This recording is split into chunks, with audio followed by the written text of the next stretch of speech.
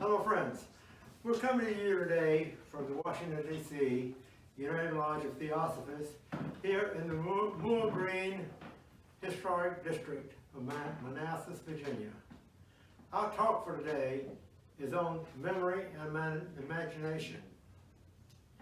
It will be put on YouTube, Facebook, and our website, www.ultdc.org, where you can also find prior ULTDC talks.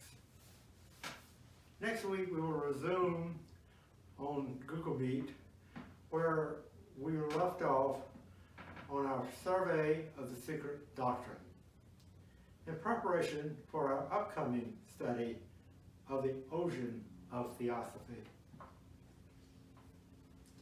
ULTs around the world are dedicated to disseminating pure Theosophy as left to us by the great founders.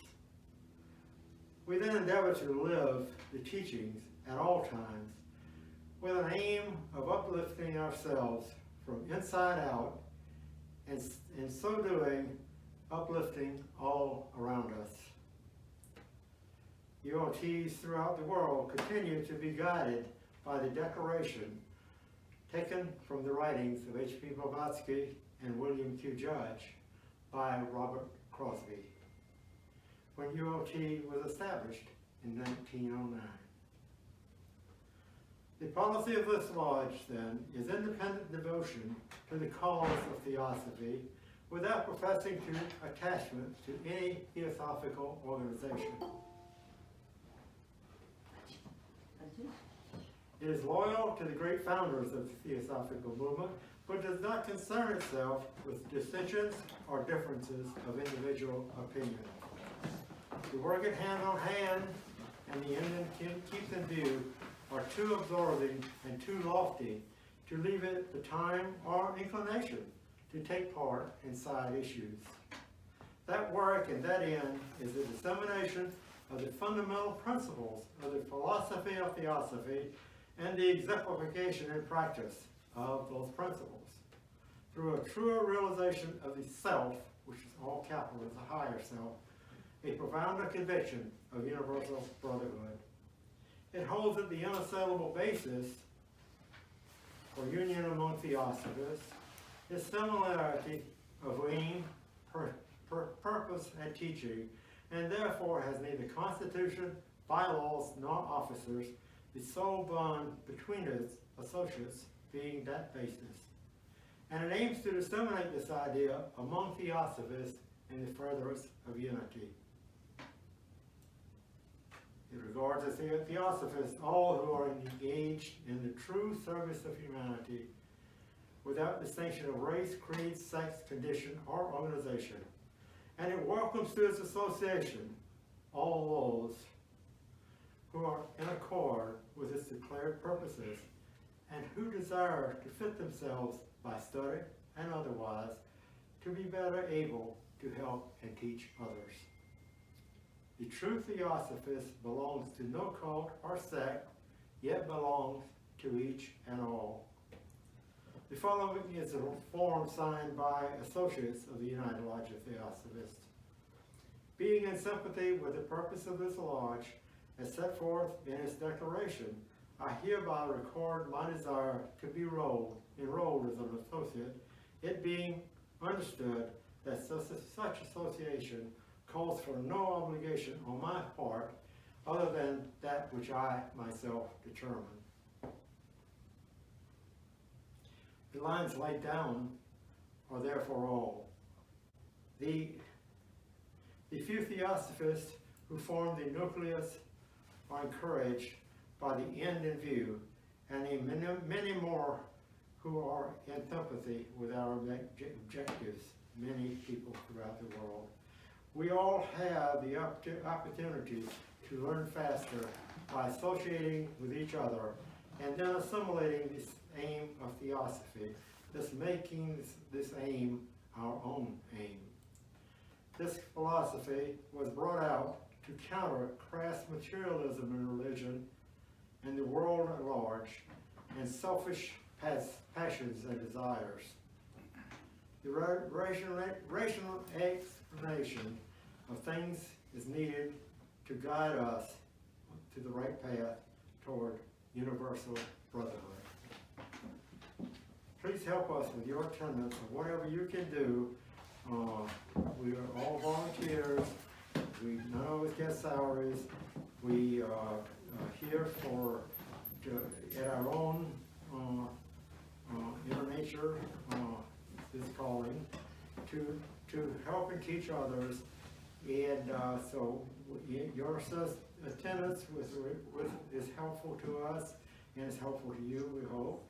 And also it takes money, and so contact us or one of the lodges throughout the world. And if you have any questions about what you might do to help. We're going to have a devotional reading now, and it'll be from the Voice of the Silence. And then we will have our talk, which is imagination and memory.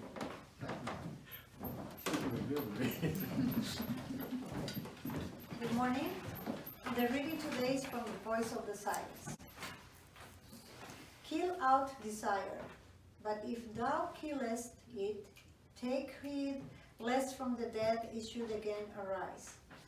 Kill love of life, but if thou slayest Tanya, let this not be for thirst of life eternal, but to replace the fleeting by the everlasting. Desire nothing, chafe not at karma, nor at nature's changeless laws, but struggle only with the personal, the transitory, the evanescent, and the perishable. Help nature and work on with her, and nature will regard thee as one of her creators and make obeisance. And she will open wide before thee the portals of her secret chambers, lay bare before thy gaze the treasures hidden in the very depths of her pure virgin bosom. Unsullied by the hand of matter, she shows her treasures only to the eye of spirit, the eye which never closes, the eye for which there is no veil in all her kingdoms. Then will she show thee the means and way, the first gate and the second, the third, up to the very seventh, and then the goal, beyond which lie, bathed in the sunlight of the spirit, glories untold, unseen by any save the eye of soul. There is but one road to the path. At its very end, alone, the voice of the silence can be heard. The ladder by which the candidate ascends is formed of ranks of suffering and pain. This can be silenced only by the voice of virtue.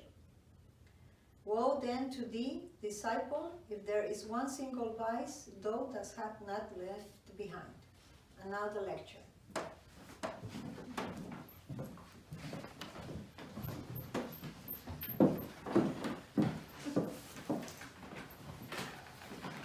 Welcome, friends, to the talk on imagination and memory.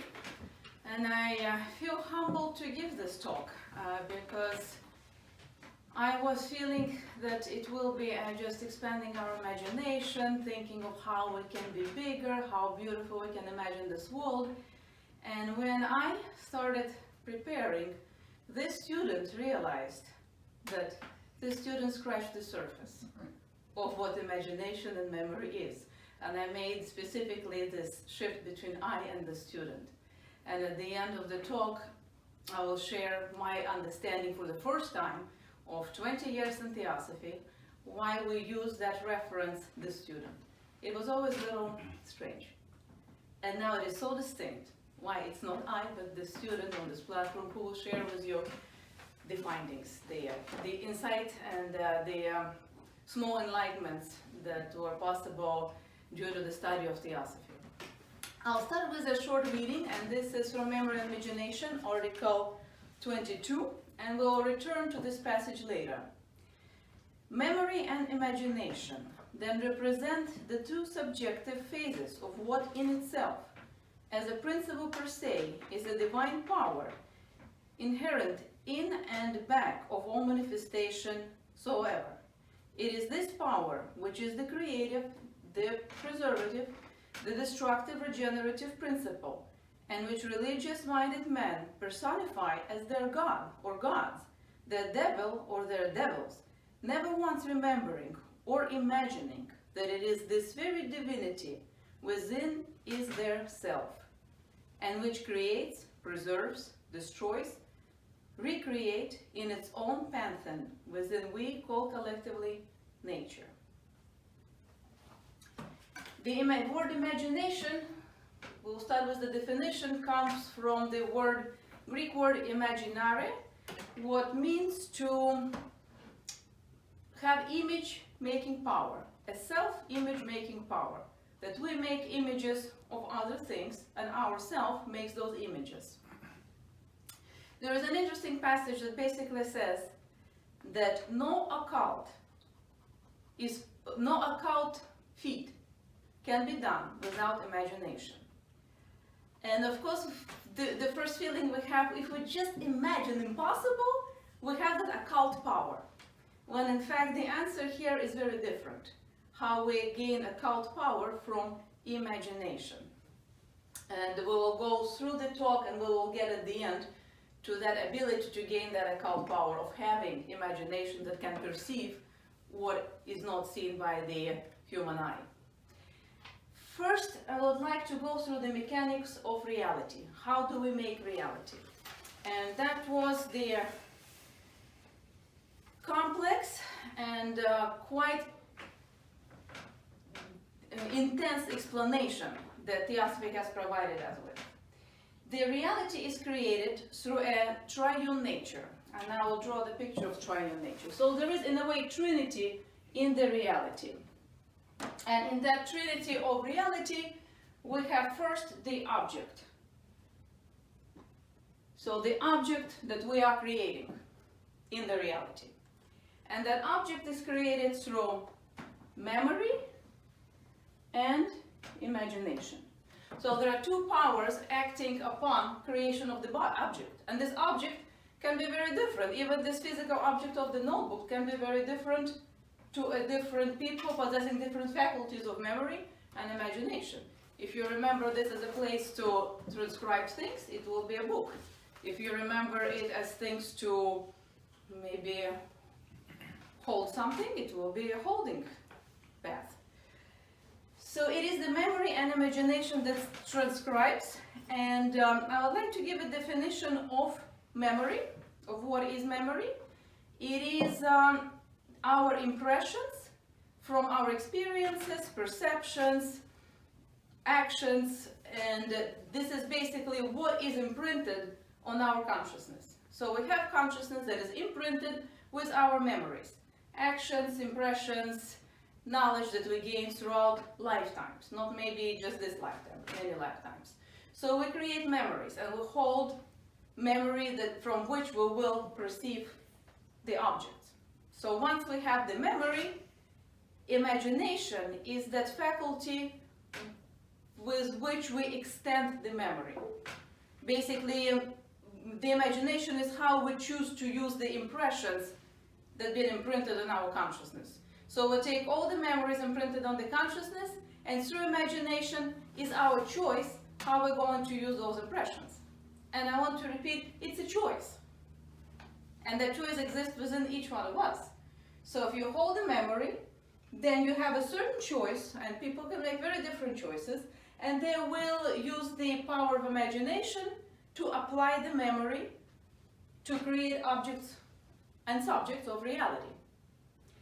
And then it's all in the articles 22-24 for reference, if anyone wants to go back to it. Once we start creating reality with the power of memory and imagination, then we have two perceptions. There are two basically venues of perception that we perceive reality, how we basically register it. The first one is outer, and I also would like to maybe make a record of it. I'll move some books. So there is outer and there is inner. And the outer reality is perceived through hearing. We perceive words, language, sounds, and through our eyes. We see things. So this is outer reality. We see and we hear, but then it has no meaning unless we give it a meaning. And the meaning is given to the reality through our inner perception. So we, through the eyes and ears, we perceive, and then we define it through our inner reality. And inner reality consists of our beliefs, again, of our fears, our memory of consequences, the filters that we apply in our inner world, and it can be even our spirituality. Depending on what type of spirituality we may possess, we will basically define the object of reality. And when we use our outer perception, our outer powers, we create three-dimensional world of reality. We see this room because we see it. We hear a person. We combine the two, and this is the 3D reality, so to say. This is physical world, and it's created by us. It can be someone else can perceive it. Alien will come here. He may see something else, so to say. And then there is an inner reality, and that's two-dimensional world. And the 2D world is world of ideas. It's concepts, it's ideas. It's the idea of nation, idea of marriage, idea of family, idea of institutions, idea of government. All of those are ideas. And we can imagine completely different ideas, given our memories of what things were. But because we all hold archetype of memory that we hold as a humanity, we imagine it only in that way. So we keep creating the similar type of ideas, but that's what Theosophy called a two-dimensional world of ideas. Now there is something that is an illusion of one-dimensional world, and we can also create one-dimensional world, very flat, and that world is created through the perception of will and desire. And will and desire are sort of two sides of the coin. You may will something and you push the energy, or you may desire and you pull the energy. But as a result, you have a flat one-dimensional world that cannot have 2 dimensions, cannot have 3 dimensions, because it's all based on I. There is I that drives that one vision of reality. There's no other dimensions. It's only I and the desire or the will. And often both come from the sort of inner perceptions that were created through memories. Again, this lifetimes, past lifetimes. So we get caught up in that cycle of created reality that may not be the reality at all. So that's how the mechanics of reality creation is described. Now the next point that was illuminated in the Theosophy, that was basically what drives the creation of that reality. What drives that we create 2-dimensional, 3-dimensional, 1-dimensional. And those are the points of view. So we're coming to the description of points of view. And those are the points of view that you put at the center of all of your filters. And those points of view are, it's not like I can choose this point. It is what at the center of the self. And that can be defined as I-self. And this is how majority of the humanity exists. There is I-self in the center. There is a divine principle, divine light that goes through the center, and then it goes in the rainbow of colors of our reality. It's how our filter, the center that we perceive reality through, projects that light back. And I-self is basically when we imprint, because imagination is imprinting of our memory, our understanding on external world. This is how we create reality. We imprint ourselves on the outer. So as I-self center of reality and imagination is basically when you imagine the world in your own image. Everything is like you. You help people the way you believe they need to be helped. You deal with your children the way you believe they need to be turned out, because everything is just extension of I-self reality, that the imagination cannot go further than I-self. It's stuck on I-self. So I-self is extending to how you create your surrounding, and how basically you create entire reality around yourself. Now, the saddest thing about the imagination that is limited to I-self, the entire time in this incarnation, you're just imagining yourself. It's the same as coming to the theater and the entire time holding mirror in front of your face and watching yourself in the mirror when the show is going on. It's a complete waste. You don't even see what is happening around, because you're just extending imagination into I-self realities. And we often don't even notice how we do that. It just, everything has that imprint of how you want to see it. And actually, in one of the articles, there was an explanation what a student of Theosophy should be doing at the platform. It said that it is, if you hold at the center I-self, when you come to share your understanding of Theosophy, and when you work at the platform, translates into reaffirming of I-self. When you want to use more impressive words and more complicated images and show you really understand, but it's all I-self when you want to prove something and you have lost what the audience needs. And the only way that you can go to what your audience needs is to be this student. Because when I become this student, the reality becomes really objective and not subjective with the perception that you hold it, what you want to bring, and look at my great findings, my great understandings. It's again they're mine, but they may not apply to the audience. So this is why it is so important to read the sources and bring the objectivity of other reality, because it is so much more fascinating than I self-center. It is so limited, and it may not be relevant to others. So getting out of I-self and into the being in the center of a spiritual sun of all us, and spiritual sun is basically one real self, one spiritual sun from which all us emanate. And when we are in that spiritual center, we no longer project I on the reality. We are able to see and truly see the world the way it may be, and the way the world is, the universe is, it's in a constant flux.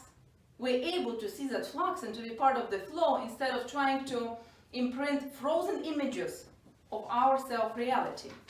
And there was another absolutely fascinating analogy made to the powder of projections that was commonly used by alchemists and in Rosicrucian teachings. That the powder of projection is, and it was used in the psychology, it's often used in a negative sense. Projection is projection of self. But the alchemists and Rosicrucians were calling powder of projection is basically a power to be able to read and hear what is and not to imprint. So this is and the element was the mercury. This is what can transmute all elements and what can transmute the realities, because I will read you the way it was said, that the one who has powder of projection can erase any impression on any plane, correlate all impressions of all planes, and see reality from all dimensions. So once that self-center is gone and we can see reality from spiritual sun, that's when we gain that powder of projection in the Rosicrucian teachings, when we can transmute realities because we're no longer bound by self-reality, that is almost like this anchor around we constantly rotate. There is a fascinating passage that all of you know, and until yesterday the students have not paid attention. So I'm curious to see if any of you notice this. We always know the Genesis 1:27, and that God created us in His image, and so we were here, the man and the woman and so on. So God created us in His image. So even God did that. He created us in His image. So of course we create everything in our image. We are made in His image. So I actually went to the Genesis. I started with Genesis 1:26. And I'm still looking at this passage, trying to make sense of it. And maybe we can discuss it after the talk. So those are the words of God. Let us make man in our image, after our likeness. Who are us? Why did God refer to Himself in plural?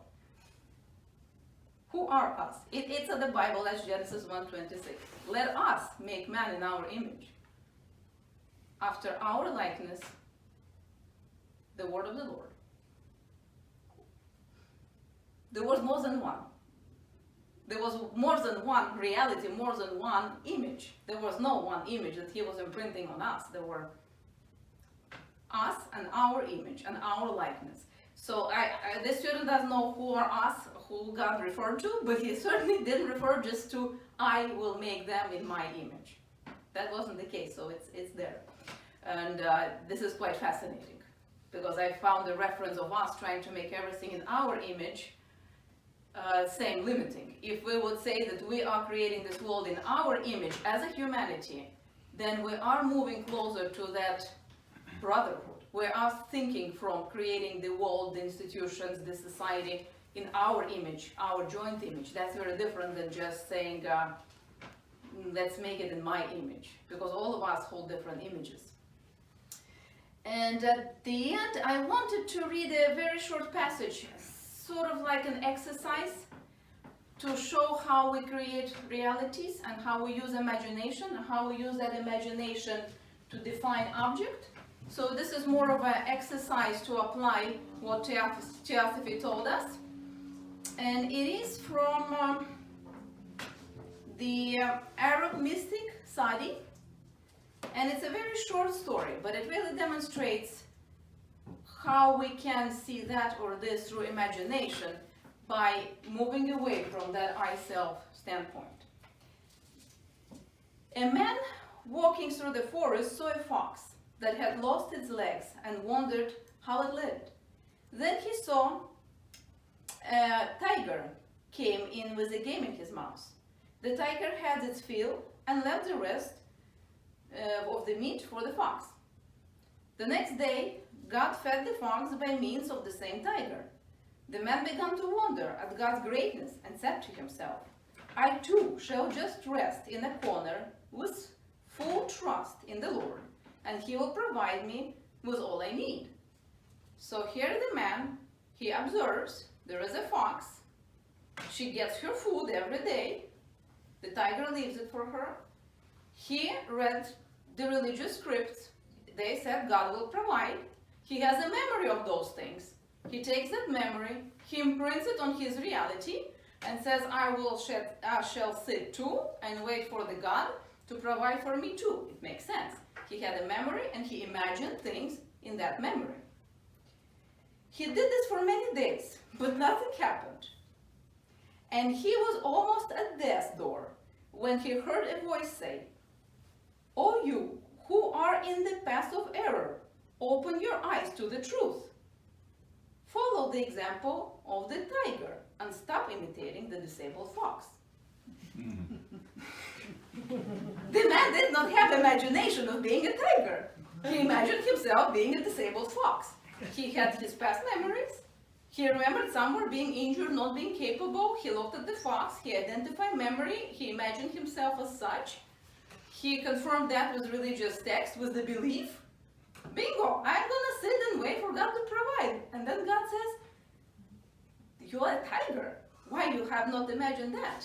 And then it ends with, on the street I saw a naked child, hungry and shivering in the cold. I became angry and said to God, why do you permit this? Why don't you do something? Because that child is a disabled fox. For a while God said nothing. That night he replied, quite suddenly, I certainly did something. I made you. So I'll finish here, but that's our power of imagination. To imagine world from the I self, be it disabled fox or something else, or from the spiritual sun, where we are the sons, we are the ones who can be in a position of creating. And this is where I want to return to the passage and read it again, because it may sound completely different to you now.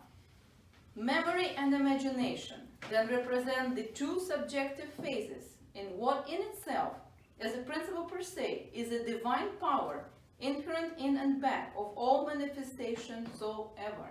So at the core of us is divine power of all manifestation. It is this power principle, and which religious-minded men personify as their god or gods, their devils or their devil, never once remembering or imagining that it is this very divinity which is their self. So it's removing I and fusing self with the spiritual sun, with the divine principle, and which creates, we create the reality, we create the images, we use the power of imagination through, like alchemists, to transmute the memory into the object that preserves, destroys, and recreates its own pantheon, which we call collectively nature. And that's very deep. If anyone has any questions or would like to discuss any points of this talk. Well, we can do all that? Once I is gone, it's very easy. But getting rid of I takes, I believe, many reincarnations. You just said, no, we can't do all that if we look at ourselves only, right? Yeah, no, if We at look at center is I. The small I self can't do it. We have to go beyond that to the larger self. And something else that was in the readings I did not mention, that when there is this I self, nothing is possible, but what shakes I self is the great crises, personal and global. It's the wars, it's the loss of loved ones. That's what sort of shakes the structure, the matrix of myself, and those are our breakthrough moments. Because we're not going to break through when we're just like cruising, reading spiritual readings and feeling great. It's that shock to the matrix that when energy can be released, and it's our opportunity. That's why there's always the sayings that your wound holds the greatest gold. Through that you can come through, because the rest matrix is very solid. You're a very good speaker and a very good thinker and a very good teacher. Yeah. I am working on being the student. Yeah, aren't we all? Yeah. So when you speak of God and the Bible as we are making the word we, are you familiar with Zachariah Sitchin's work? No. The 12th Planet. It's a composite of books, but it speaks about extraterrestrial input and bioengineering. And that's, when you mentioned that, that's immediately. We had this during another previous level talk. of society. Yeah, we had that. Remember, we discussed this. We were like, is it really? It was in the children's book about the extraterrestrials. Yeah, and then purposely limited. This level of humanity purposely limited, but then there's a lot more possible. Yeah, and so we're at that, from that perspective, and I'm familiar and by that perspective, we're at the point where with a world crisis of many sorts, whether it's climate change or whether it's everybody hating each other, whatever. What do you do? Can you jump out of that hell? If so, where do you jump to? So thank you for pointing that out. That one word, we. I've never seen it before. It's so Have anyone important. seen Well, it? that's the thing. You don't see it until a certain Until time. you see it. Yeah, right. Yeah. God said He did. Let us create man in our image and our. Yeah. Like, why would you speak? I'm gonna make pancakes. Let us make pancakes. Yeah.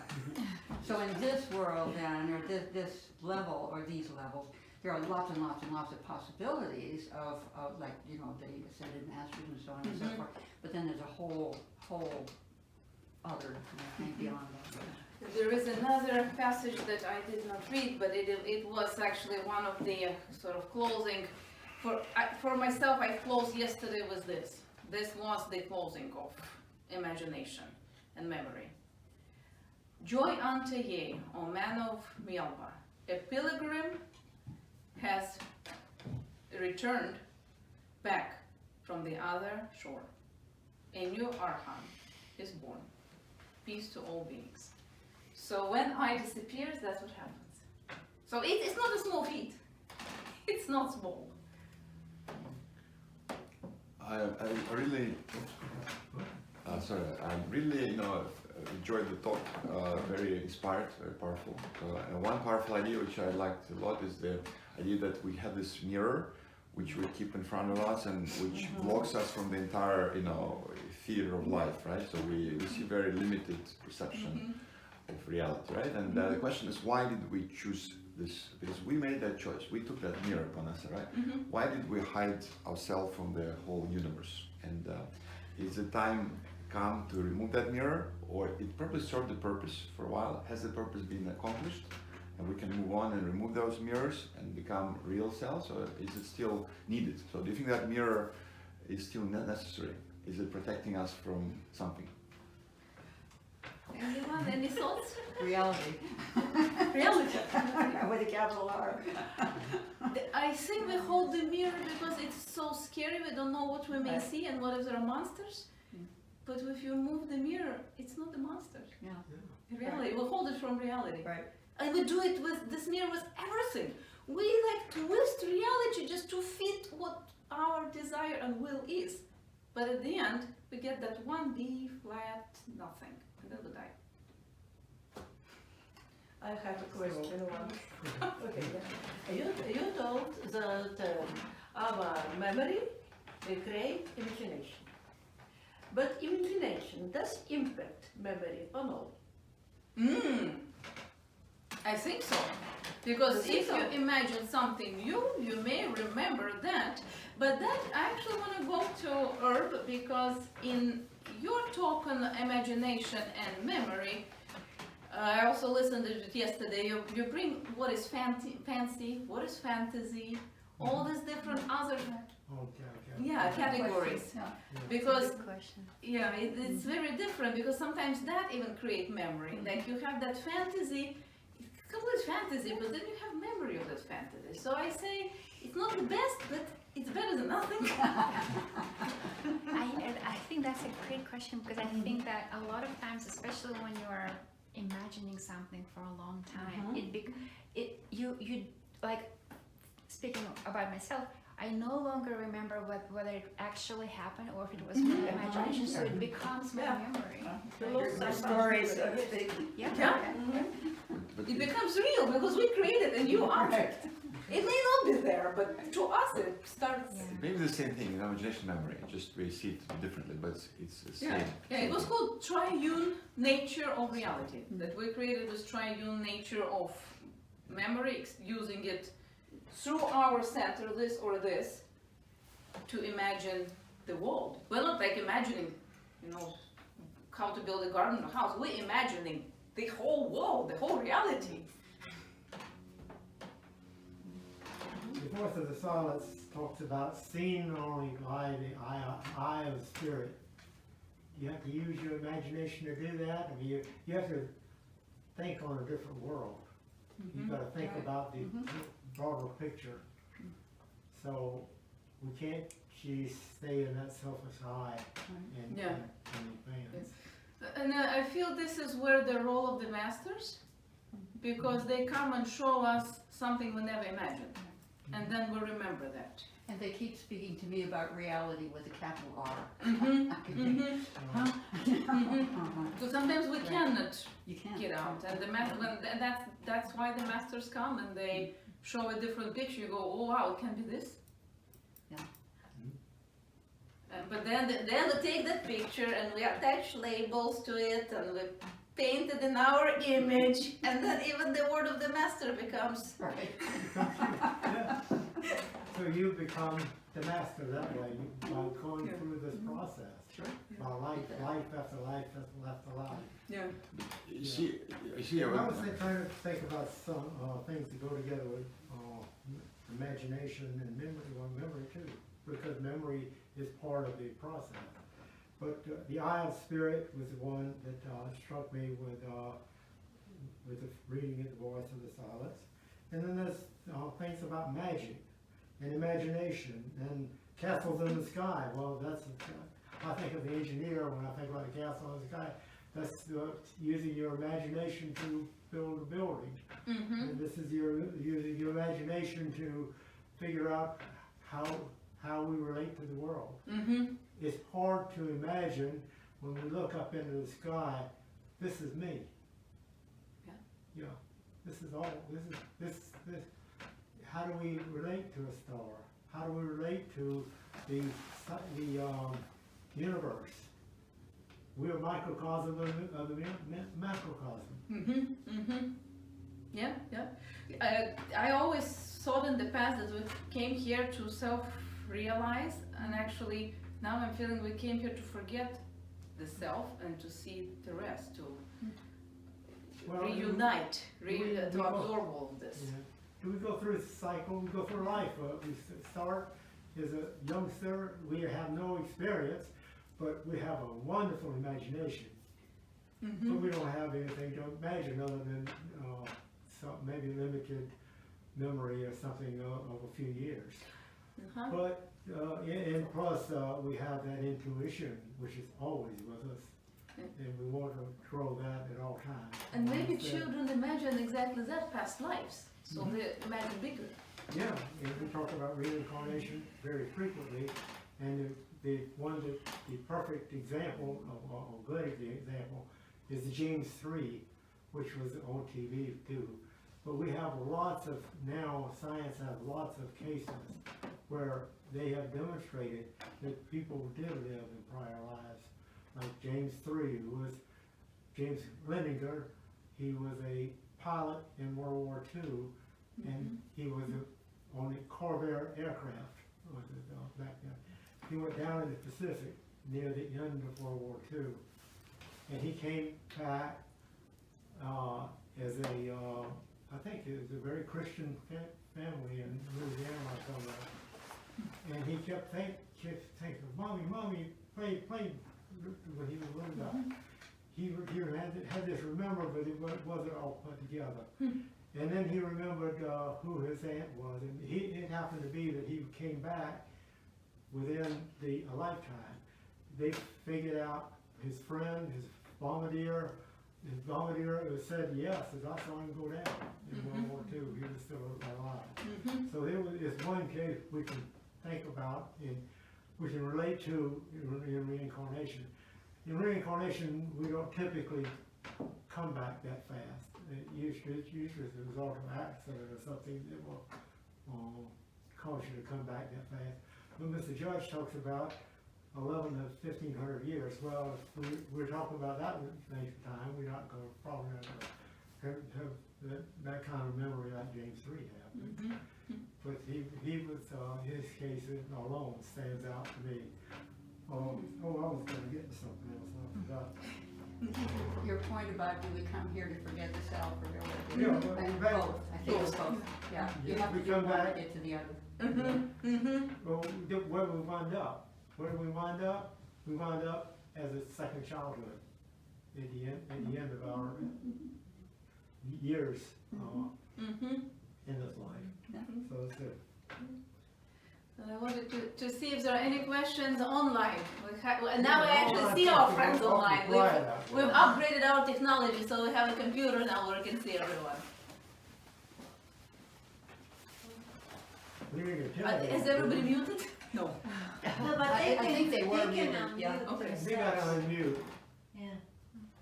I have a question. I was wondering if across your, during your research, you came across anything that talks about how inspiration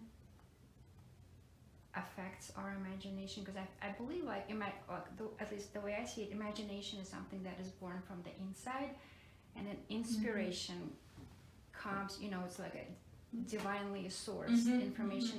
How does that affect our imagination? Because I think that might help us get out of our ourselves, because it comes from, it's an external. Yeah, I think it's the other way around though. Inspiration comes from the internal. What is it, what Mom always said, pay attention to your, I forgot what I was gonna say now. But anyway, the voice within is the divine voice. If we're interpreting it correctly, it tells us what not to do anyhow. We have a way Yeah, of- but this is what I wanted to show here. It's a very small picture. You can just sort of focus here for a whole another talk. But the way I saw in the readings, there is one divine light, that divine principle. Right. So let's call it for simplicity divine light. So we can see here's divine light coming on all of us. It's the same divine light. It's the same white, pure, divine light. Yeah. We are the prism. We are what creates rainbow. So it comes into you, that divine light, and that's inspiration. Because that carrying the Akashic record, the astral light, it's coming into each one of us. And if at the prism of breaking the light is self, it breaks into one spectrum. And if at that prism you have more of an understanding of spiritual sun and the unity and the brotherhood, it creates a whole different spectrum. So the light is one. It reaches all of us equally, but it's what at the center that as a prism will break that light into one rainbow or a different type of rainbow. And your reading points out the importance of nature as the reflecting medium. So each of us has our own particular nature, and it's so important to know that, to know what that is, and how to play that out. It's an important part of it. So the work, the light is here, the work is with the center. So I was just wondering, like, because we did talk about masters and how they come to show us what else is possible outside of our limited understanding or points of view. So I was thinking maybe inspiration can have a similar effect where it can show us something we wouldn't be able to see otherwise. Expand our. do you think that maybe inspiration is actually tapping an Akashic record? That suddenly you picked up something that you have not perceived before. It's like, oh, it's there. I don't know, just a thought. I was thinking about too, a Jesus or a Buddha, and the things they pick up. I think of terms of waves of energy, and they might see things differently because they have had these experiences and come back, and now they're perfect. Now they can use these waves of energy and see it, be in the background, and set the stage for us, and we won't even know it. So I think that's one of the things they do. So if you They're think, always around us, and they set the stage for us. And it's up to us to perceive it. act right.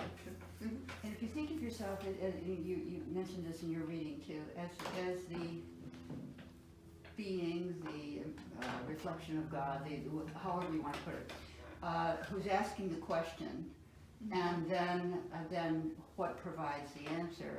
If the Akashic records are essentially the unified field, okay, and unified knowledge exactly, field right, and everything. Right. So everything contained in.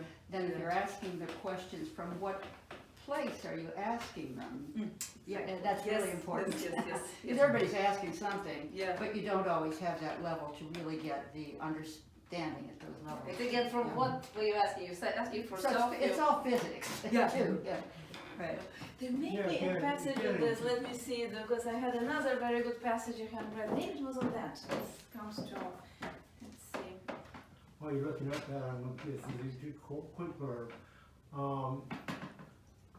what I picked up out of church from home, motive, that is really the basis of everything. You can do the right thing with the wrong motive, and you're not going to do well. Yes, here is another very good passage. I would like to read it because it solidifies what we talked. If the outer senses give us the illusion of a three-dimensional world, our psychic senses the illusion of two-dimensional. Our will or desire gives us a one-dimensional view. The point is that all three views are but images, pictures taken as having a reality of their own. These are the so-called three worlds, whose only actual existence is to and in the perceiving soul. That soul is itself dimensionless, a fixed center of perception and projection of images. Don't close the book. I have a mark. Okay, I'll get it after the meeting, because It's just I put that fascinating. in the notes. Just fascinating. Okay. What book is that from? This is from Theosophy, volume 24. Okay, great. I got a copy of it at home too. So I'll get Just these so profound. specific later.